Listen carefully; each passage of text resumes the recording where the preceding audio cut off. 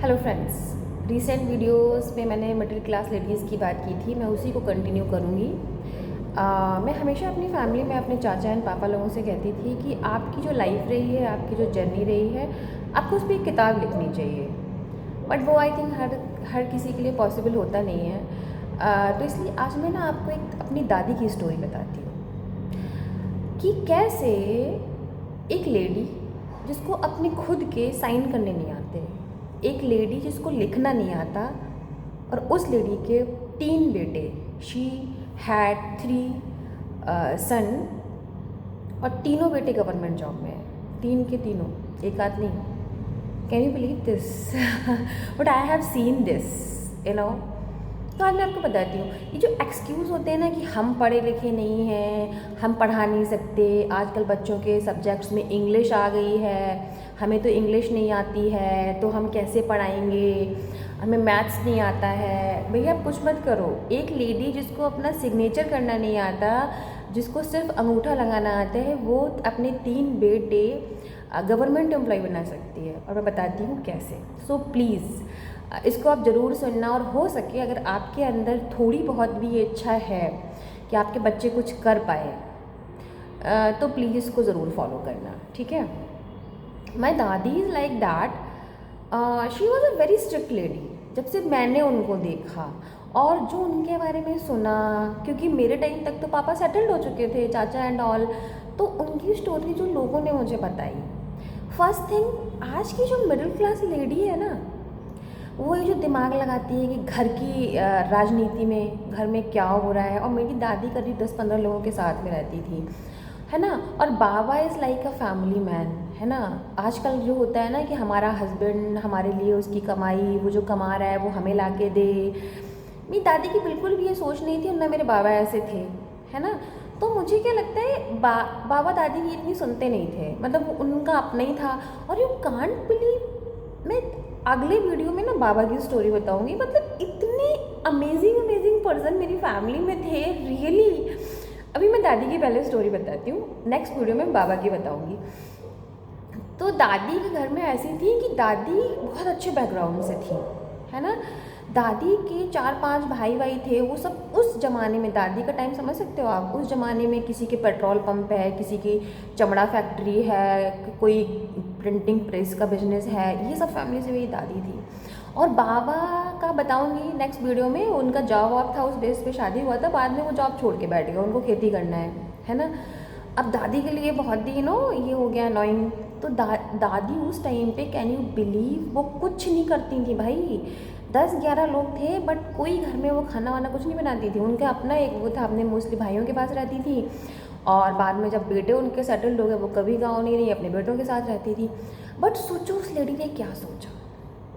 उस लेडी ने बिल्कुल घर में दिमाग नहीं लगाया कि हम खाना बनाएं, अपने बच्चों को अच्छा खाना दें, दूसरा बनाएगा तो इस तरह से मेरे बच्चों को नहीं देगा, या हम घर में ये चीज़ ज़्यादा ले लें, वो चीज़ कम ले लें, अपने बच्चों के लिए बचा लें, हाय हमारे बच्चे कल को क्या होगा। उसने कुछ ऐसा नहीं सोचा। आई कांट बिलीव उनके दिमाग में ये चीज़ कैसे आई होगी। और ये थी कि अगर ये तीनों पढ़ नहीं पाए तो ज़रूर बहुत बुरा हो सकता है।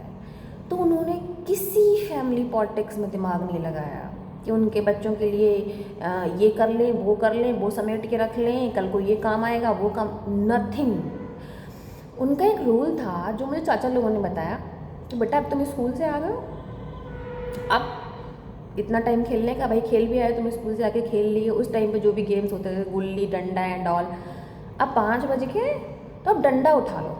सिंपली आजकल जो ना ये पेरेंटिंग पे वीडियो देख देख के हम लोग जो बच्चों को इतना पैम्पर करते रहते हैं, उनका रूल था कि अब डंडा उठाओ, 5-6 बजे डंडा उठाओ। क्योंकि गांव में उस टाइम लड़के वड़के कहाँ सुनते थे, वो प्यार की भाषा तो समझ में ही नहीं आएगी ना। और डंडा उठा के बिठाती थी, है ना, कि अब बैठो और पढ़ो। तो एक बार क्या हुआ, एक बार जो मेरे बड़े चाचा हैं वो कुछ ज़्यादा ही पिट गए। तो उनको ये समझ में आया कि यार ये रोज़ मार पड़ती क्यों है, रोज़ हम भागते हैं, रोज़ हम खेलते हैं, रोज़ पिटते हैं, रोज़ पिटते हैं। तो एक दिन शायद उनके पास ऑप्शन भी नहीं थे उतने आज के टाइम जैसे। तो एक दिन उनको ये समझ में आया कि चलो यार, जब रोज़ पिट ही रहे हैं और पढ़ने के लिए पिट रहे हैं और भी कोई ऑप्शन नहीं है, तो पढ़ ही लेते हैं, है ना। तो वो दिन था, और शायद उसके बाद जो उन्होंने बताया कि उन्हें कभी भी जीवन में उन्होंने दादी को ये मौका नहीं दिया कि दादी उन्हें पीटे या उनसे ये कहे कि तुम पढ़ो। उनको शायद एक दिन इतनी मार पड़ गई कि उन्होंने ये ठान लिया कि अब पढ़ना ही है बस। अगर पढ़ने के लिए पिट रहे हैं यार तो अब पढ़ लो। और आई थिंक ये उनको 6th क्लास में समझ में आ गया था। और आज की डेट में 2025 में he is the chief of PWD। He is a PWD officer on chief rank. उसके बाद उनका बड़ा बेटा JEE सिविल इंजीनियर, एंड मैं छोटे चाचा in government polytechnic right now HOD of chemistry department. उनके तीनों बेटे गवर्नमेंट जॉब में हैं और तीनों के लिए फ़िलॉसफी सेम थी कि डंडा उठाओ, पढ़ने का टाइम है, अब बेटा पढ़ो। मुझे हाँ, फिर मैंने एक क्वेश्चन पुटअप किया एक दिन कि चाचा चलो ये तो ठीक है, उन्होंने डंडा उठाया है ना और आप पढ़ने बैठ गए, बट चूंकि वो पढ़ी लिखी तो थी नहीं, तो उन्हें ये कैसे मालूम पड़ता था कि आप पढ़ रहे हो? आप मान लो किताब लेके बैठे हो, नहीं पढ़ रहे हो। तो उन्होंने इसका मुझे आंसर दिया कि ऐसा आप कितने दिन करोगे? आप एक दिन बैठे रहोगे किताब लिए, 2 दिन बैठे रहोगे किताब लिए, जब पता है सामने बैठी है लेडी डंडा लेके, है ना, कितने दिन करोगे? एक दिन तो आपको लगेगा नहीं 2-3 घंटे हम बैठे क्यों रहते हैं किताब लेके, इसको पढ़ ही लें। एक दिन तो ऐसा आएगा ना जब लगेगा कि भैया पढ़ लो, है ना, अब कोई ऑप्शन नहीं है। तो मैं अब सारी लेडीज़ को बताना चाह रही हूँ कि आप पढ़ी लिखी हैं कि नहीं है, आपको इंग्लिश आती है कि नहीं आती, मैथ्स आती है कि, भैया बैठो तो सही अपने बच्चे के साथ।